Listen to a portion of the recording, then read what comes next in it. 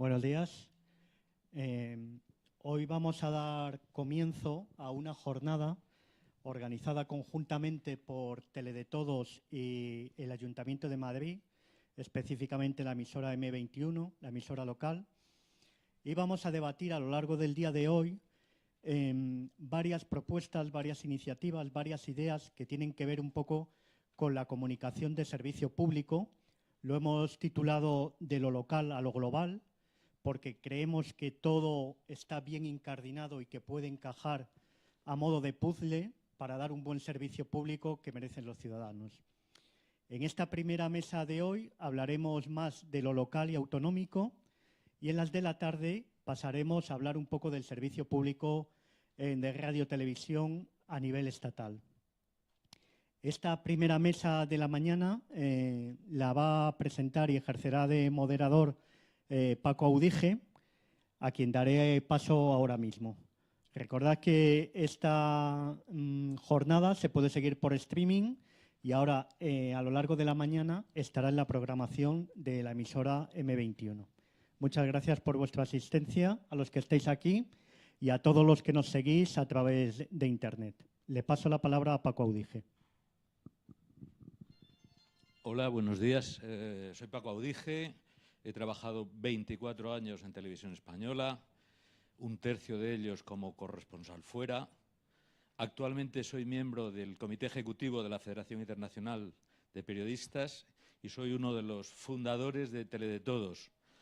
Esta mañana, aunque el tema en principio va más de los medios locales y de la información local, en el camino del autobús sigo leyendo en papel, un artículo de Rosario Gómez en El País sobre Radio Televisión Española, que creo que hace un excelente resumen de la situación y que recomiendo.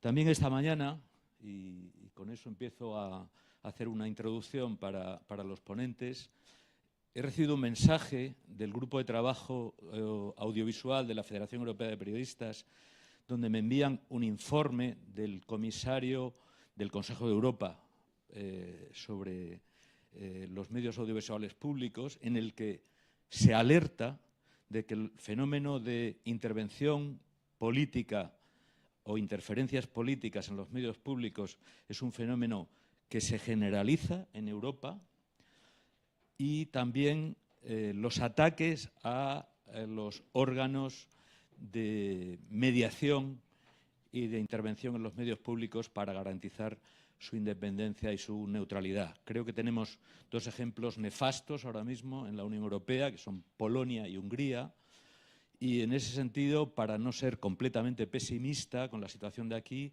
creo que por lo menos en lo que puedo observar y comparar con la situación, en España ha habido un reforzamiento de la defensa social de la utilidad de los medios públicos para la democracia. Y dicho esto, tengo conmigo a Alejandro Perales, que es un combatiente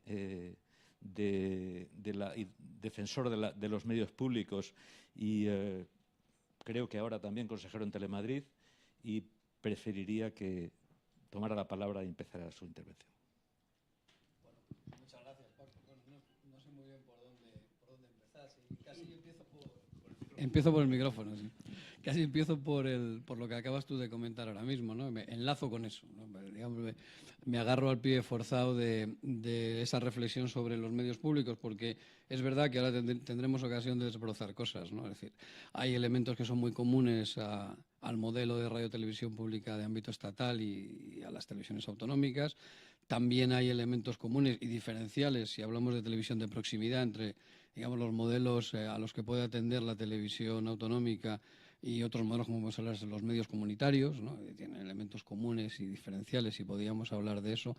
Pero un poco en la línea o siguiendo la reflexión de lo que comentabas, yo creo que los medios públicos en general y los medios de proximidad, si queremos hablar así, medios autonómicos, medios locales también, públicos, tienen un doble desafío. Uno, por decirlo así, un desafío en origen y un desafío en destino, ¿no? El desafío en origen tiene que ver con un modelo que sea sostenible económicamente, pero también un modelo que sea sostenible socialmente y diría yo que políticamente. Has puesto dos ejemplos, que es el ejemplo polaco y es el ejemplo húngaro, donde cuando uno ve, por ejemplo, los recursos de los que están dotadas las televisiones públicas, uno ve que ha habido un incremento importante de los recursos económicos.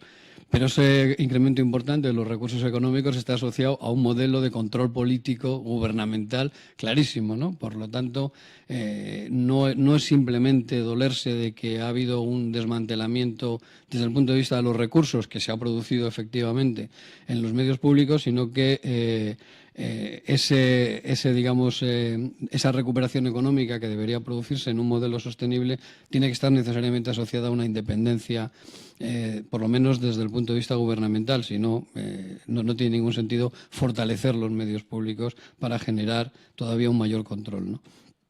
Y diría que también hay un desafío en destino, porque a pesar de que efectivamente puede ser que sea así, ¿no? Que haya un reforzamiento de la conciencia social, mi impresión es más bien la contraria, ¿no? Yo creo que si uno ve el tema de las famosas mareas, pues frente a una conciencia social yo creo que muy consolidada sobre la importancia del servicio público, si hablamos de la sanidad o hablamos de la educación, yo creo que no se ha producido un movimiento social, una sensibilidad social pareja o similar en el caso de los medios públicos. Hemos tenido casos de cierres de medios que no han generado, pues digamos, una alarma social, por lo menos en las dimensiones en las que cabría esperar, ¿no? que esa reacción social se produjera, ¿no? Yo creo que el desafío en destino, por decirlo así, de los medios públicos está asociado a esto. Por un lado, a conseguir que se visualice un relato de la importancia social que tiene la asistencia de los medios públicos para la ciudadanía, para el desarrollo democrático, para el acceso a contenidos no solamente culturales, sino de ocio, y para, en definitiva, el funcionamiento de una sociedad vertebrada, ¿no? Y, por otro lado, encontrar cuál es el modelo de oferta. Esto, si queréis, ya es más marketingiano, pero encontrar cuáles son esos modelos de oferta que los medios públicos de proximidad deben seguir para no competir con otro tipo de ofertas concurrentes en el mercado, pero encontrar, digamos, su propio espacio. Señalar y preguntarte si piensas que hay algún modelo de televisión en alguno de los países próximos que sea asimilable o que tenga elementos que puedan, si no copiarse, por lo menos servir de algún modo. Aquí estoy pensando en el modelo France 3, en la televisión francesa con mayor difusión regional, que funciona de otro modo, pero de algún modo podría ser comparable. Y también quizá en el modelo de la televisión alemana, que también es una televisión, digamos, regionalizada. Me gustaría que interviniera sobre eso. Y luego, como tenemos con nosotros a Enrique Laucerica de la Forta, creo que también es un punto para que él tomara la palabra después de ti. Bueno, efectivamente, yo creo que hay modelos de televisión, por utilizar, digamos, el término europeo, modelos de televisión regional, que pueden aportar bastantes cosas, ¿no? a los modelos que se pueden desarrollar aquí. Es verdad que cuando hablamos de televisión de proximidad, por su propia naturaleza es difícil determinar un modelo único. Yo creo que hay una serie de elementos comunes, lo que antes señalaba, sostenibilidad económica, independencia desde el punto de vista político o gubernamental, el derecho, la potenciación del derecho de acceso, digamos, más allá de lo que es una reserva de espacios para grupos sociales, sino ir a un modelo, digamos, de televisión más colaborativa, etcétera. Todos esos son elementos comunes, pero luego cada televisión autonómica, por ejemplo, en España, pues va a depender mucho del contexto. El éxito o el fracaso depende mucho del contexto y de la peculiaridad de ese territorio, porque no es lo mismo una televisión autonómica, o no debería ser lo mismo en el caso andaluz que en Madrid o en Cataluña o en el País Vasco, ¿no? A nivel europeo, yo creo que el modelo alemán, digamos, yo es en el que más me fijaría ahora mismo, porque creo que el modelo francés, desde el punto de vista, digamos, de la osteología de lo que es un modelo público, es enormemente potente, igual que el modelo británico, donde también hay, digamos, sus correspondientes territoriales, ¿no? Pero quizás un modelo que en España es difícil de trasladar. Quizás un modelo que podría haber tenido su momento si se hubiera hecho un desarrollo diferente, y podemos hablar de eso, de la ley del tercer canal. Cuando se plantea la ley del tercer canal, se está pensando en un canal mucho más vertebrador desde el punto de vista territorial, donde haya desconexiones digamos, también parciales, ¿no? Y ese modelo, que es un modelo al que, digo, no es que haya que renunciar a él, pero me parece que es un modelo mucho más difícil. Yo creo que ese modelo de televisión regional estructurada, como es el caso de France 3, me parece más complicado de implantar aquí. Enrique. Hola. Sí. Hola. Sí, en primer lugar, pues nada, agradeceros la invitación para participar en esta jornada o en este debate, mejor dicho, que seguro que da mucho de sí.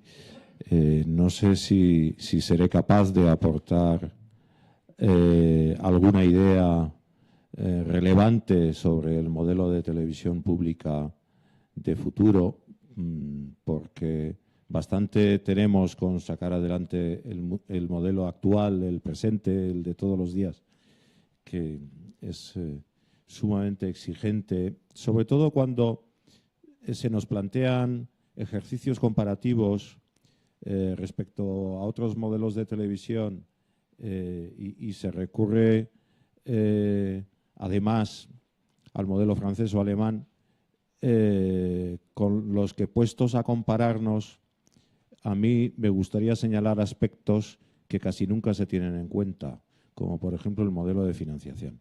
El modelo de financiación de la televisión alemana o de la televisión francesa difiere años luz del modelo de financiación nuestro. Y hablo en general de la radiotelevisión pública, no exclusivamente de la radiotelevisión autonómica, porque en Alemania el coste medio por ciudadano, o el coste por ciudadano, mejor dicho, de su sistema de radiotelevisión pública está por encima de los 100 euros, 116 me parece que son, frente a los 38 euros por ciudadano que cuesta en España todo el sistema de radiotelevisión pública.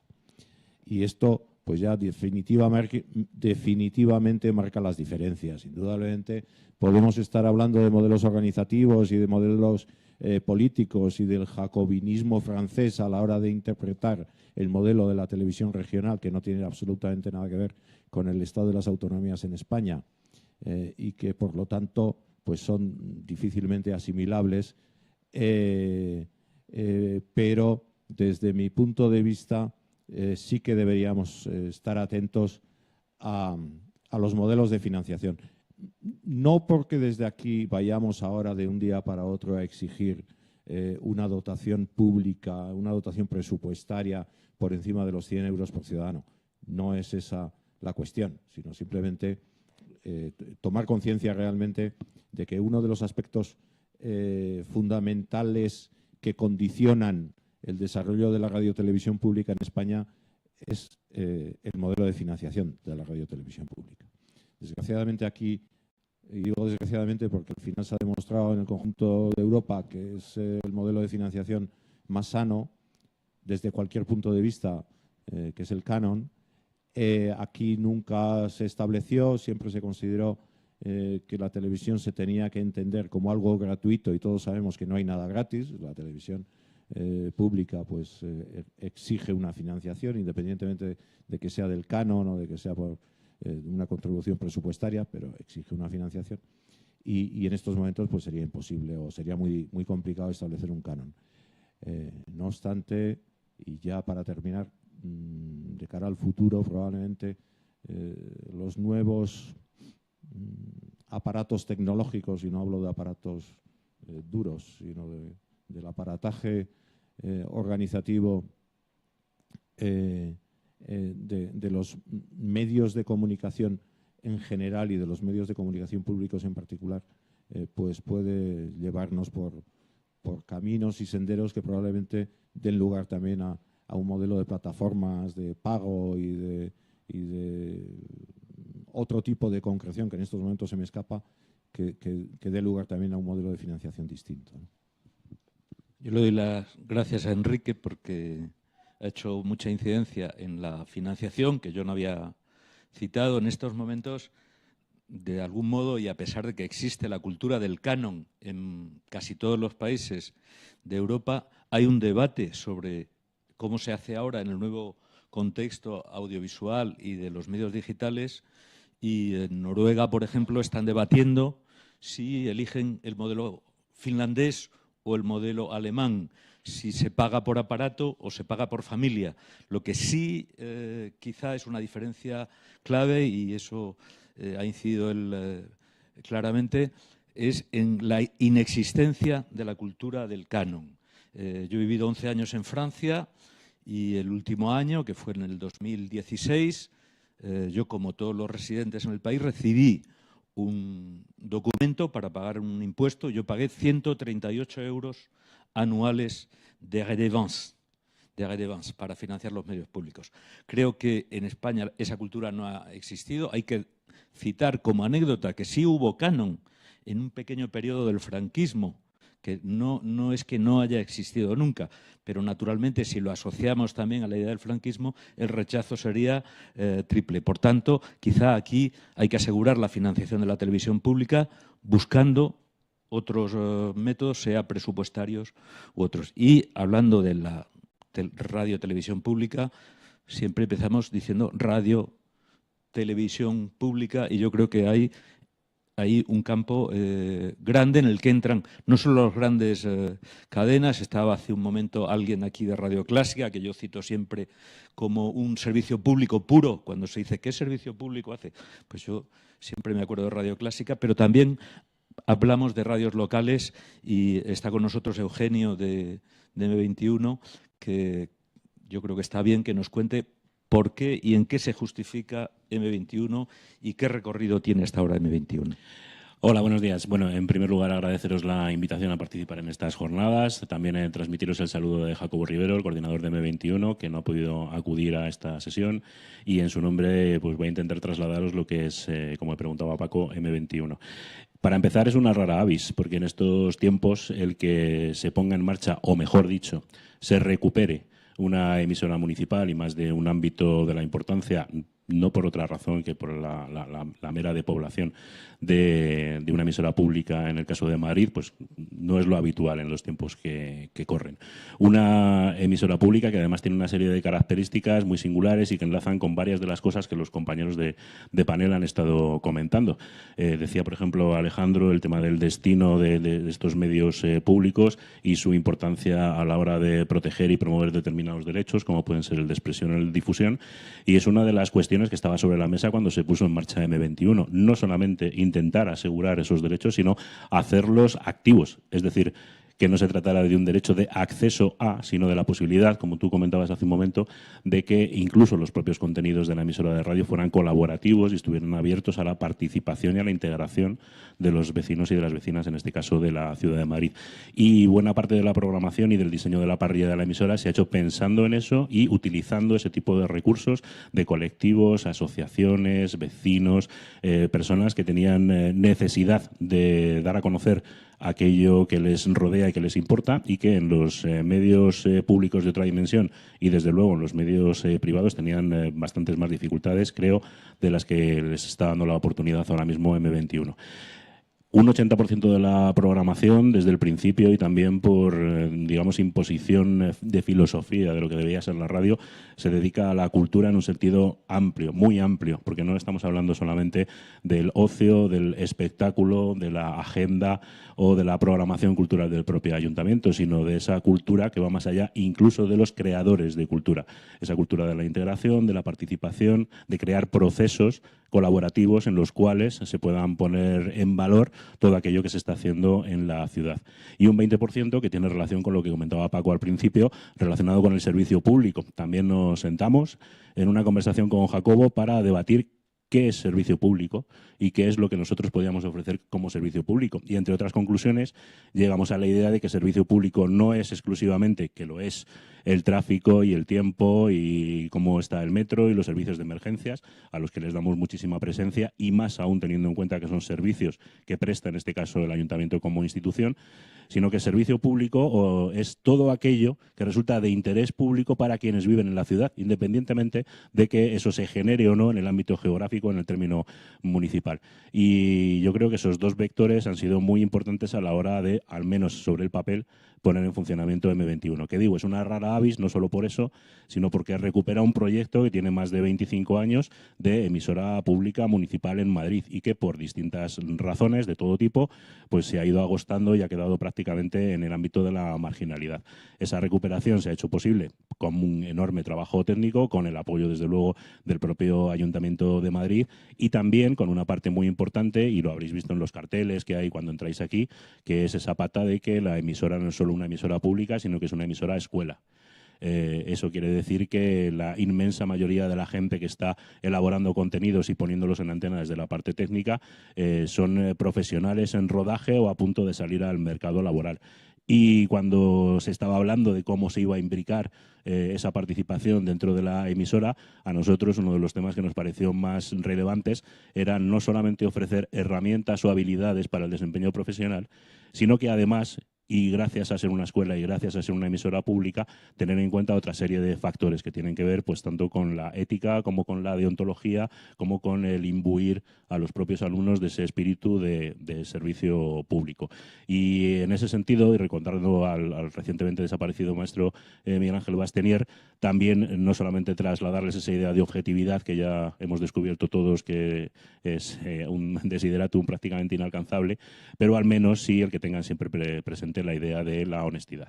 Y aunque me alargo mucho, otra de las patas en este sentido que también yo creo que diferencia a esta emisora de otros proyectos que se puedan poner en marcha es esa idea que también has comentado aquí con el tema de la tecnología desde un punto de vista muy amplio, y es que estamos hablando de una radio, pero que en realidad no es una radio, es un multimedia, y yo creo que muchos proyectos periodísticos que se ponen en marcha ahora desde cualquier ámbito público o privado tienen entre sus fines esa idea, y nosotros lo manifestamos emitiendo no solamente en frecuencia modulada, sino también a través de internet, ofreciendo la posibilidad de los podcasts, y tenéis en vuestros asientos una revista que se publica mensualmente en papel, porque a nosotros también nos gusta leer de vez en cuando papel, en la que prácticamente todo el contenido, la mayor parte del contenido es ilustración, lo cual encaja con esa idea de generar creatividad y dar espacio a creadores en la ciudad, y engarza también con una vieja publicación que los más mayores quizás conozcáis, que era Madrid, que se estuvo publicando también por el Ayuntamiento de Madrid y que, entre otras cosas, porque había también artículos y textos de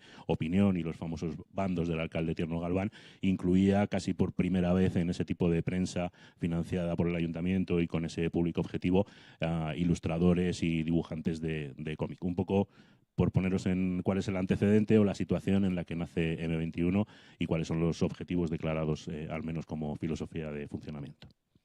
El cuarto invitado sé que tiene que ver con las radios comunitarias, pero no me han dicho su nombre, pero voy a comentar algo que creo que es importante. Muchas veces cuando pensamos en radios comunitarias se piensa en un fenómeno nuevo.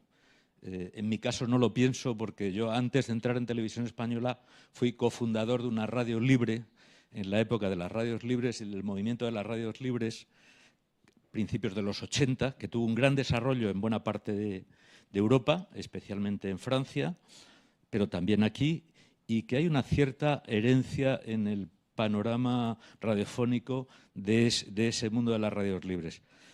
No sé si las radios libres de antes y las radios comunitarias parten del mismo hilo conductor, pero para mí forman parte de la misma batalla por medios que pertenezcan al público y por los medios públicos.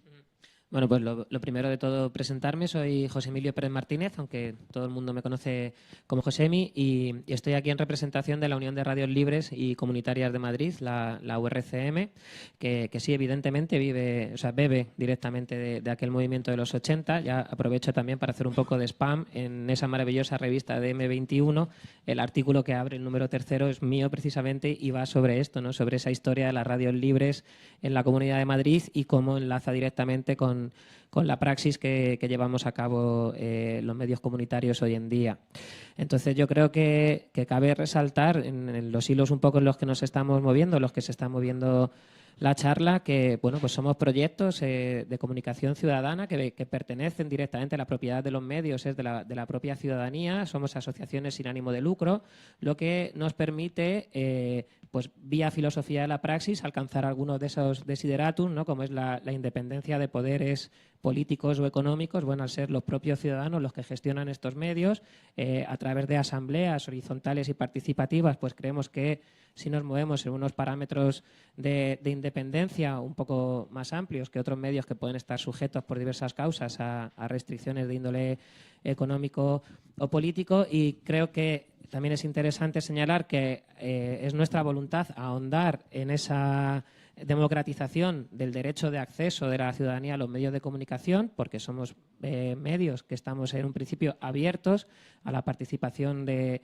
cualquier ciudadano, cualquier vecino, cualquier vecina de nuestras comunidades, porque trabajamos mucho a nivel de barrio, de comunidad, puede acceder libremente a nuestras parrillas y, bueno, pues con los conocimientos que tenga, hacer su propio programa. Creo que eso es muy interesante, ¿no? El por la vía de los hechos, asegurar ese derecho de acceso y con la voluntad última, yo creo, de democratizar la comunicación y romper un poco con esa estructura clásica, ¿no?, de emisor-receptor. Creemos que es posible alcanzar un feedback total y conseguir que el ciudadano, aunque no tenga preparación, aunque no tenga conocimientos, lo único que tiene que hacer es superar muchas veces la vergüenza, ¿no?, y acercarse a este tipo de proyectos para participar activamente. Y creo que también es interesante que, aparte de lo meramente comunicativo, lo que caracteriza a este tipo de radios es que llevamos una línea de intervención sociocomunitaria en nuestros barrios, en nuestros distritos, muy potente, que nos lleva a trabajar pues con colectivos de personas con diversidad funcional y de salud mental, con jóvenes en riesgo o con vulnerabilidad social. Trabajamos también mucho con mujeres, el empoderamiento de las mujeres, y también con personas mayores. No hacemos intervención sociocomunitaria pues en la soledad, todo este tipo de historias. Hay proyectos muy interesantes en cada una de las radios y creo que, bueno, pues que aportan. Tal vez seamos el eslabón más chiquitito de esta cadena, ¿no?, de lo autonómico a lo municipal, a lo que son meramente los barrios, los distritos, pero bueno, estamos ahí aportando. A mí me gustaría quizá hacer una ronda. Creo que puede haber dos vínculos. En las intervenciones ya queda claro, dos vínculos de medios muy distintos. Un vínculo, no sé si podría ser el institucional, hasta qué punto existe también o puede existir un vínculo institucional de los medios comunitarios, o si es inexistente. Y desde luego, quizá lo que existe, o creo que puede existir, es un vínculo social, un vínculo vinculado a la práctica social y de las libertades. Me gustaría, puesto que el título que me enfrento aquí es el futuro modelo de las radiotelevisiones autonómicas, que Enrique me dijera si se refiriera un poco a esos dos vínculos, el social y el institucional, y en qué medida es posible que haya una coherencia entre estos medios diversos también. Sí. A ver, yo creo que el vínculo es la razón de ser y existir, ¿no?, de los medios de proximidad, ya sean radios, televisiones o lo que se genere en un contexto de cercanía.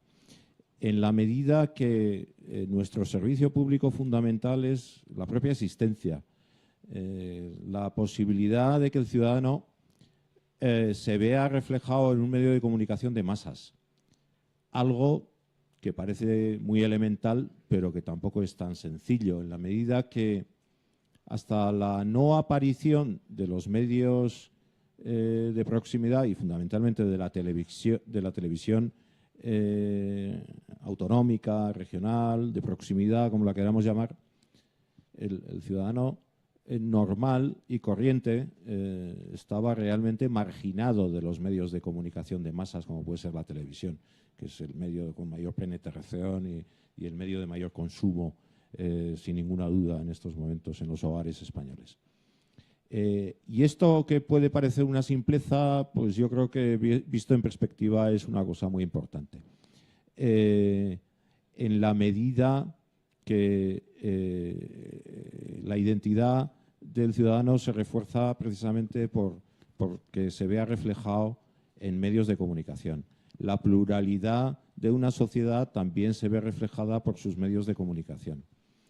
Y el orgullo de pertenencia a una determinada comunidad, ya sea municipal, ya sea de barrio, ya sea autonómica, también se refuerza a través de los medios de comunicación que atienden, insisto, al ciudadano desde esa perspectiva de proximidad, desde esa perspectiva de darle presencia en un medio de comunicación de masas, haciendo que se vea reflejado ahí haciendo que realmente tenga un orgullo de pertenencia a esa comunidad.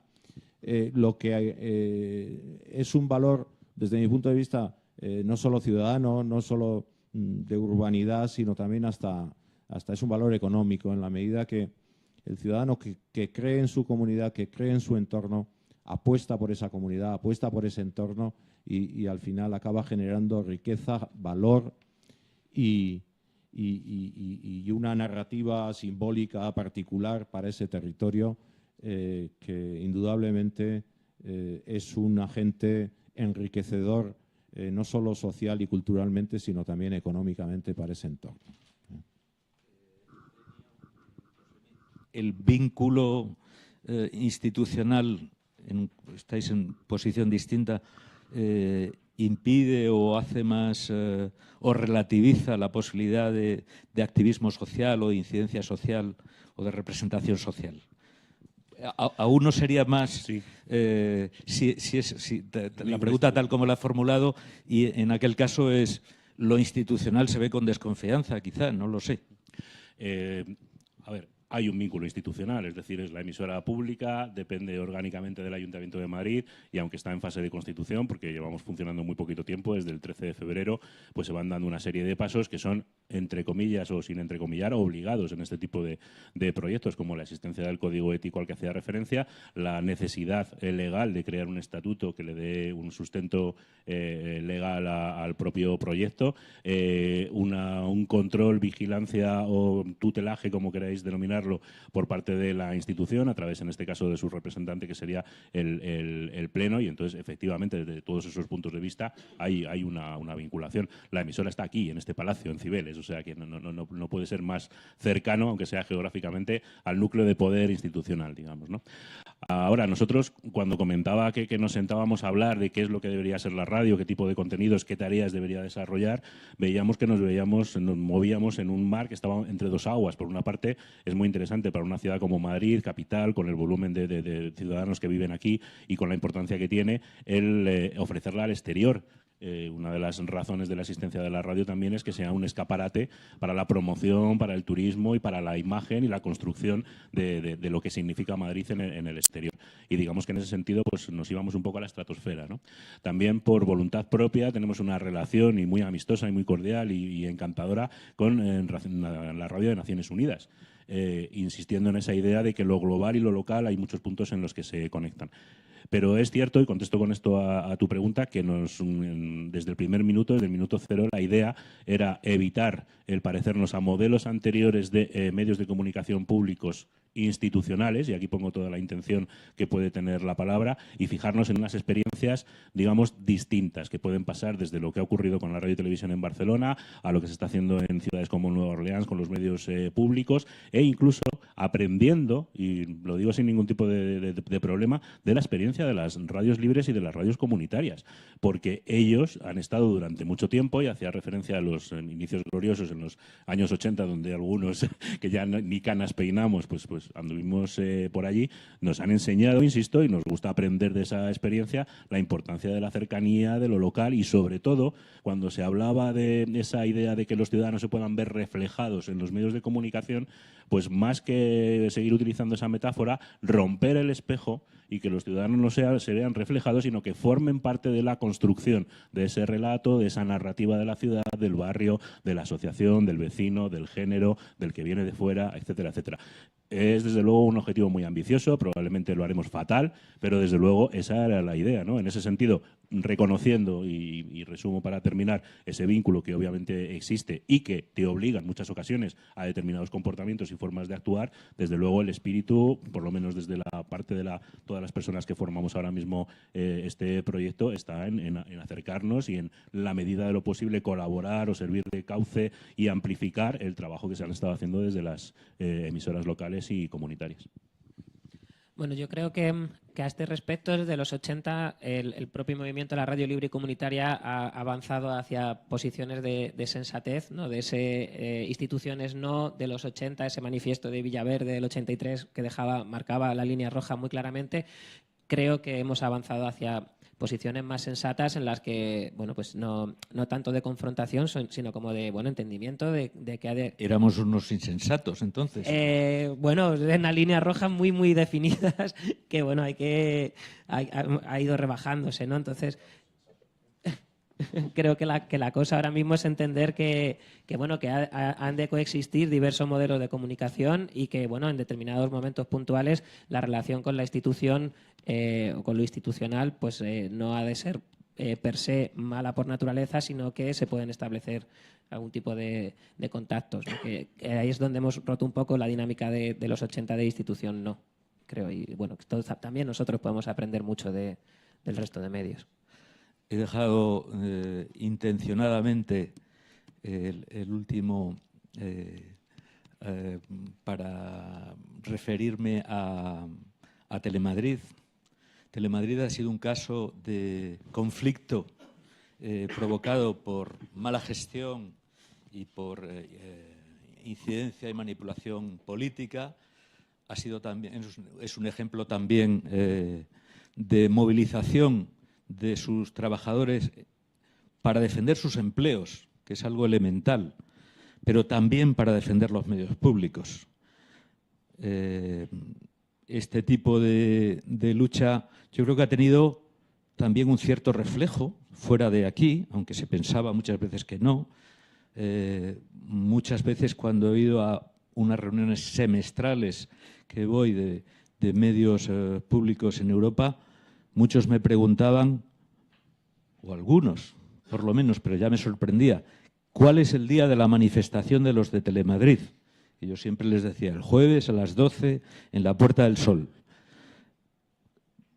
Los medios públicos han dejado de reflejar los conflictos sociales y los suyos propios, y eso va a seguir siendo un terreno de confrontación, o cabe esperar que por lo menos se reduzca la distancia entre la explicación y la muestra de lo que se mueve en la sociedad y lo que un cierto aparataje de los partidos políticos, no me referiré a nadie en concreto, pero yo creo que está un poco en los genes de una cierta forma de ver los partidos políticos, que se opone a ello. ¿Eso es posible, resolver ese conflicto, o eso es algo a lo que estamos destinados a pelear siempre para que reflejen de verdad lo que sucede?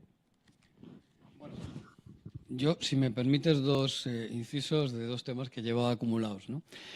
Yo, en mi anterior intervención, hablaba de sostenibilidad y cuando hablaba de sostenibilidad hablaba de financiación también. Lo que pasa es que yo prefiero utilizar el concepto de sostenibilidad porque va algo más allá del tema de la financiación. Y decía, creo que es un reto ese modelo de sostenibilidad social y económica de las televisiones de proximidad, ¿no? Y lo creo, además, enlazando con algo que también decía Enrique, ¿no? Y es que vamos hacia un modelo de futuro donde nos tenemos que replantear todo eso. Es decir, más allá de lo que hic et nunc dice la legislación sobre qué se puede financiar o qué no, o cómo se pueden financiar las cosas, yo pienso que estamos inevitablemente abocados a un modelo mucho más flexible en el que incluso los medios de servicio público puedan tener ofertas de pago y de carácter privado, ¿no? Además, por supuesto, de tener publicidad y de tener financiación pública o de explorar algunas modalidades de canon con todas las dificultades que pueda tener, pero yo no renunciaría a priori porque creo que efectivamente vamos a grandes plataformas de distribución de contenidos donde es perfectamente compatible todo eso. En segundo lugar, y con el tema de las televisiones locales y, digamos, públicas y de las televisiones locales comunitarias, yo creo que hay un elemento común, hay bastantes elementos comunes, que tienen que ver pues desde la propia concepción del espectador, no ya como mercancía que se vende al anunciante, que sería el modelo comercial, ni como cliente, que sería el comercial en abierto, quiero decir, ni como cliente, que es el modelo de pago, sino como un ciudadano, digamos, sujeto de derechos. La idea del derecho de acceso entendido como un derecho colaborativo. Es decir, hay una gran cantidad, la idea de la democratización y la participación de los medios, creo que esos son elementos que hermanan o que acercan mucho, digamos, el modelo comunitario y el modelo público de proximidad, ¿no? Creo que hay una diferencia importante, y eso también me parece interesante decirlo en función de lo que aquí se comentaba, ¿no? Y es que de alguna manera las televisiones comunitarias pueden elegir su target, por decirlo así. O dicho de otra manera, en el servicio al interés público, en lo que tiene el interés público de deseo y en lo que tiene de necesidad, pueden elegir a qué necesidades atienden. Yo creo que las televisiones públicas no pueden permitirse seleccionar targets. Tienen que ir a dar un servicio de carácter universal, abierto, plural, desde el punto de vista ideológico, desde el punto de vista de la participación. Tienen que pretender esa neutralidad o esa objetividad, por más que sea complicada, que son, digamos, demandas que no hay necesariamente que plantear a un medio comunitario, que tiene otro planteamiento distinto, ¿no? Por lo tanto, en esa idea de la coexistencia yo creo que hay elementos comunes, pero digamos que hay elementos que son privativos del servicio público institucional, si quieres plantearlo así. Y uno de ellos tiene que ver precisamente con la dependencia de carácter político. No gubernamental, pero sí político. A mí no me gusta, y hablo a nivel personal, no como miembro del Consejo de Administración de Radio Televisión Madrid, no me gusta el concepto de despolitizar, porque creo que eso confunde. Yo creo que se trata de desgubernamentalizar los medios públicos, pero los medios públicos tienen una referencia clarísima en los diferentes parlamentos a los cuales se deben, ¿no? Por lo tanto, también en este tema, en el que tú planteabas, yo creo que necesariamente las televisiones públicas tienen que estar incardinadas en su entorno social y tienen que atender a la demanda social y además a la demanda de todos los segmentos sociales. Nosotros estamos ahora en la elaboración de la Carta Básica, que es digamos, es más o menos el gran modelo estratégico, el mandato marco, ¿no? Que se llama en otras televisiones, y eso yo creo que lo hemos tenido bastante claro. Tanto la colaboración con los medios locales y comunitarios como el hecho de que tenemos que atender a todo el mundo, ¿no? ¿Eso qué significa? Que hay una serie de necesidades institucionales que significan que esa sintonía tiene que ser fundamentalmente una sintonía también de carácter político parlamentario, ¿no? Por lo tanto, esas dos cosas son importantes, ¿no? Otro tipo de instituciones de la sociedad civil también caben en ese modelo de intervención desgubernamentalizada y aún politizada. Por supuesto, es que... ¿Y cuáles? Claro, necesariamente tiene que ser así. Es decir, yo creo que la sintonía tiene que ser con todo tipo de instituciones sociales. Estamos hablando de instituciones de carácter educativo, de carácter cultural. Aquí se hablaba de los aspectos turísticos, la propia promoción de la Comunidad de Madrid, por ejemplo, ¿no? Yo creo que en el caso de Telemadrid... Las universidades, las los universidades, sindicatos, es decir, digamos que hay una especie de llamada general en esa Carta Básica a todo tipo de instituciones de la sociedad civil, ¿no? Yo creo que hay dos elementos que me parece que son diferenciales en este momento, ¿no? Cuando hablamos de Radio Televisión Madrid. Primero, que estamos hablando de una nueva sociedad diferente del ente público que ha existido hasta el momento. En segundo lugar, que yo creo que se plantea claramente el reto de volver otra vez. Hay, digamos, televisiones que parten más de cero, ¿no? Aquí, como decía De Gaulle en su memorias, cuando decía, yo siempre he tenido una cierta idea de Francia, ¿no? Pues yo creo que aquí la gente tiene una cierta idea de Telemadrid, no sé hasta qué punto real o arcádica, pero de una época en la que Telemadrid efectivamente tenía una incardinación identitaria, ¿no?, con la comunidad. Yo creo que hay un reto que es intentar, mutatis mutandis, en una sociedad que no tiene nada que ver con la de hace 3 décadas, intentar ir a un modelo de ese tipo. Y yo creo que aspectos como, por ejemplo, el hecho de que en el Consejo de Administración haya incluso una presencia mayoritaria de consejeros que no hemos sido propuestos por ningún grupo parlamentario, sino que venimos de la sociedad civil, creo que es un elemento bastante diferencial, por ejemplo, ¿no? Gracias. Bueno, yo daría pie ahora a preguntas o intervenciones. Quizá veo en el programa que hay una referencia a Internet, a los espacios colaborativos, a las redes digitales, a qué puede ser un servicio público interactivo y a la participación ciudadana. Si tenéis alguna pregunta, alguna intervención para preguntar a alguno de los ponentes en el público, creo que ha llegado la hora.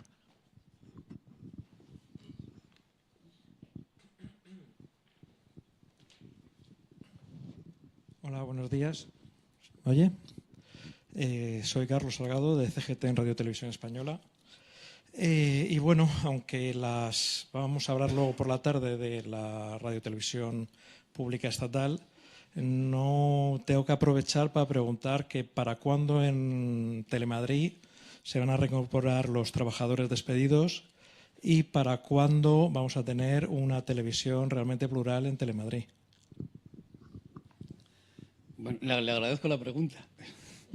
Yo creo que digamos, que va en la línea de ir, digamos, recuperando dos aspectos. Uno, de ir recuperando, digamos, una masa profesional, ¿no?, que ahora mismo no existe, y por lo tanto, y en función de las posibilidades y de los recursos y de la sostenibilidad del modelo, creo que hay una cierta idea de ir fortaleciendo ese aspecto, que hoy por hoy, como digo, no existe, estaba, como saben, absolutamente desmantelado. Y desde el punto de vista del pluralismo, bueno, yo creo que también se han dado pasos importantes, pero como en todas las televisiones, tanto desde el punto de vista de los resultados que se puedan notar, digamos, en audiencia, como en parrillas, como en línea editorial, que depende además directamente del Consejo de Administración, eso yo creo que no se nos da un día para otro, ¿no? Digamos que nosotros nos hemos puesto un escenario en el cual para el mes de septiembre debería ser público y notorio ese cambio de modelo. Parece que tenemos mucho tiempo, pero tenemos poco tiempo, ¿no? Y ese cambio de modelo tiene que ver con estas tres cosas. Tiene que ver con las posibilidades que tengamos de retomar una cierta presencia profesional, que es absolutamente fundamental para que una televisión pública pueda desarrollar su labor, especialmente en el ámbito de los informativos y de contenidos de actualidad. En segundo lugar, que se establezca una línea editorial clara que permita también a la televisión establecer su propio espacio y defender su propio espacio frente a influencias externas, ¿no? Sobre todo influencias externas, digamos, de carácter parcial, ¿no?, que se puedan producir tanto a nivel social como económico y como político, y después desarrollar una nueva parrilla de programación donde se atienda a una gran cantidad de colectivos que han quedado absolutamente fuera. Una de las cosas que me llamó la atención cuando llegué a Telemadrid es ver cómo con motivo del primer dividendo digital y la resintonización había gente que ya ni siquiera había sintonizado Telemadrid. Es decir, hay mucha gente que en sus aparatos ni siquiera tiene Telemadrid en el dial, o lo tiene, no sabe ni siquiera dónde, ¿no? Bueno, eso es un reto muy importante, sin duda. Yo le preguntaría a Enrique si conflictos largos y enquistados, como ha sido el caso de Telemadrid, o el aumento de las denuncias del carácter de sesgo político en otras autonómicas, estoy pensando ahora en las protestas en el interior de TV3, han debilitado a la Forta y se han debilitado también la colaboración entre los distintos componentes de la Forta, que en realidad son varios modelos. A ver, sí. La Forta no tiene ninguna relación con los aspectos cotidianos de los socios de la federación. La Forta es una federación de organismos de radio y televisión autonómicos que agrupa a 11 organismos públicos de comunicación autonómicos y desarrolla su actividad independientemente de las circunstancias de cada uno de sus socios que pertenecen al propio devenir de los socios y no de la federación. En cuanto a la debilidad en el seno de la Forta, esta debilidad se produce en la medida que en los últimos años todos los servicios públicos, y hablo en general de todos los servicios públicos que tenían que ver con las distintas administraciones, pues han sufrido severos recortes que les han dificultado llevar a cabo su labor de una manera eficaz y acorde con la demanda o con las demandas de la ciudadanía. Esto también ha sucedido en la radiotelevisión pública y, en consecuencia, pues todo esto tiene lógicamente su influencia en el devenir de las radiotelevisiones que forman parte de la federación y, por lo tanto, en la propia federación. Pero todas estas cuestiones y todas estas incidencias que me comenta, en ningún caso tienen incidencia. Y ni siquiera el cierre de Canal Nou, que debemos recordar el caso de Canal Nou, porque es un caso ejemplar de mezcla de mala gestión, por decirlo de manera suave. Eso no es una incidencia, eso es una... O alarma, por lo menos, de contagio del modelo. No, más que nada se produjo un agujero, un hueco muy grande, el que dejó Canal Nou, que históricamente pues tenía su peso y su trascendencia en el seno de la federación, sin ninguna duda. Valencia es una comunidad grande que tiene por encima de los 4 millones de habitantes y en consecuencia, pues su ausencia se hizo notar. Y también, de alguna manera, todo el revuelo político que ocasionó esta ausencia, pues también tuvo su incidencia en su momento. No obstante, con la perspectiva que da el tiempo, también podemos valorar que sirvió para, de alguna manera, poner en valor cosas que solo se aprecian muchas veces cuando desaparecen. Como es un medio público de comunicación de proximidad, como era la Radio Televisión Valenciana, con todos sus achaques debidos a gestiones más o menos afortunadas, pero que en cualquier caso cumplía con un papel muy importante en esa comunidad, cosa que se puso en evidencia en el momento que desapareció y la demanda que se produjo inmediatamente para volver a crear un canal de esas características, ¿no? Creo que, en efecto, hubo una demanda en Valencia, sobre todo para reivindicar la existencia de medios en la lengua propia. Eso también tiene que ver con el servicio público. Y invitaría también a alguna otra pregunta. Y me gustaría, puesto que hemos hablado menos de la participación y de los medios digitales y de las redes, si alguna puede ir en ese sentido también a los ponentes. Bueno, puede ir. Buenos días. Soy Enrique Riobó, de Canal 33, director y fundador de una televisión comunitaria aquí en Madrid, capital, en el año 1994. Somos, junto a Teleca, los pocos supervivientes de esa oleada de televisiones de proximidad que se crearon en los años 90. Creo que a día de hoy quedamos Teleca en Vallecas y nosotros Canal 33.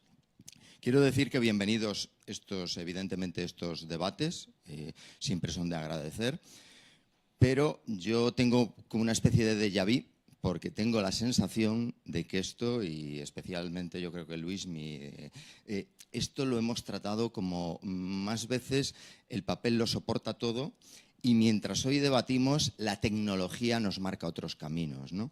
Una de las cosas, voy a intentar resumir varios puntos que he escuchado. Por ejemplo, lo del canon digital, yo creo que ese debate se estableció ya hace tiempo y se rechazó esa forma de financiación porque sería añadir una triple financiación. En este caso, las televisiones autonómicas tienen presupuesto público, presupuesto de publicidad privada, y si les añadimos un canon digital sería otro presupuesto más. Es decir, los medios públicos, si dependen en buena parte, que está bien y es positivo, de los presupuestos, de los impuestos que pagamos todos los ciudadanos, bueno, pues realmente que esos presupuestos sean dignos, sean suficientes y permitan desarrollar su labor. Pero establecer otra entrada de ingresos, yo creo que ese debate, bajo mi punto de vista, que está superado, ¿no? Y luego decir que en Madrid, quizá nos estemos moviendo en la comunidad más hostil a los medios de comunicación locales y a los medios de comunicación de proximidad. Y digo más hostil en el aspecto institucional. Es decir, yo bienvenida a esa nueva etapa que quiere abrir Telemadrid. Ojalá vaya en serio, por la cuenta que nos trae a todos los que la pagamos. Pero yo he oído hablar ya de esto como otras cuantas veces, claro, a lo largo de 22 años, y jamás se ha hecho nada. De hecho, Telemadrid jamás ha contado ni con las teles de proximidad, ni con las radios de proximidad, ni con nadie, siendo un ente público que podría ser un motor de producción audiovisual y de integrar en su pantalla distintos proyectos, ¿no? Que yo creo que es una asignatura pendiente. Y yo, que estoy dispuesto a aprender todos los días, me gustaría que no solo fuese una idea que se plasma en un papel, sea esa carta básica o sea cualquier otra forma, ¿no? Sino que se pudiese llevar a la práctica. E insisto, yo creo que las tecnologías hoy marcan un poco el camino. En Madrid, quiero dejar claro, se hace muy buen periodismo local, periodismo de proximidad.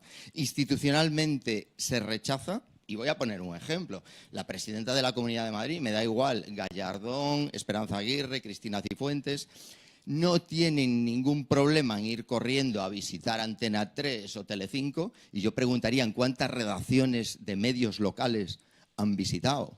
Cero. O sea, yo creo que cualquier radio comunitaria o televisión de proximidad podemos dar fe de ello, ¿no? Estamos sin duda en la comunidad más hostil, pero yo creo que la tecnología hoy marca un camino. Debemos de ser portavoces, en mi entender, de los eventos de nuestra proximidad, y ese mensaje diferenciador es el que nos hace sobrevivir en el tiempo e integrar, porque estoy totalmente de acuerdo, hay que integrar a toda la audiencia, pero especialmente a colectivos sociales, porque yo llevo escuchando hablar del derecho de acceso de los ciudadanos a las televisiones y jamás lo he visto. Yo creo que el derecho de acceso a los medios de comunicación se hace demostrándolo, ¿no? Pero ahora mismo te coges un mando a distancia y realmente ves muchísimos canales de televisión, pero que no aportan casi nada, ¿no? Aquí en España se ha apostado por la cantidad frente a la calidad, pero ni siquiera la cantidad garantiza pluralismo alguno. O sea, yo creo que todo esto lo que haría es replantear nuevos proyectos o una planificación distinta de los medios de comunicación, pero eso es un asunto, evidentemente, que está muy intervenido políticamente y que nadie le pone el cascabel al gato. ¿Alguna matización o réplica por parte de Enrique y Alejandro especialmente? Por alusiones, ¿no? A ver, yo tampoco reivindicaba una tercera línea de financiación para la radiotelevisión pública, en ningún caso. Simplemente señalaba esa cuestión, como también lo ha señalado Alejandro, como una posibilidad a tener en cuenta en la búsqueda de un modelo sostenible de financiación de la radiotelevisión pública en general, y teniendo en cuenta la evolución tecnológica y la evolución de los soportes, de la distribución, etcétera, que es previsible que se produzca en el futuro, y como un elemento pues también a considerar, a tener en cuenta, debatir sobre él, pero no reivindicaba desde ya la implantación de una tercera línea de financiación para la radiotelevisión pública. No, yo en ese sentido lo mismo. Es decir, yo creo que cuando hablamos del canon estamos hablando de una modalidad de financiación pública. Ahí está, digamos, impuestos directos o impuestos indirectos. Normalmente son dos modelos hacia los que se puede atender. En todo caso, la financiación siempre va a venir por la vía de la prestación de servicios y por la vía de, digamos, de ingresos de carácter social o público.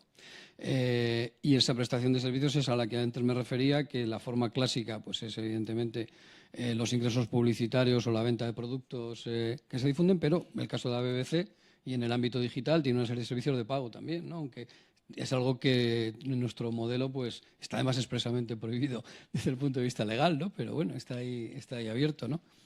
Y Luismi, lo que decía tiene que ver con el hecho de que de algún modo los cargos elegidos y electos siguen viendo a los medios comunitarios como piratas, entre comillas, como en el pasado, que era el adjetivo del pasado.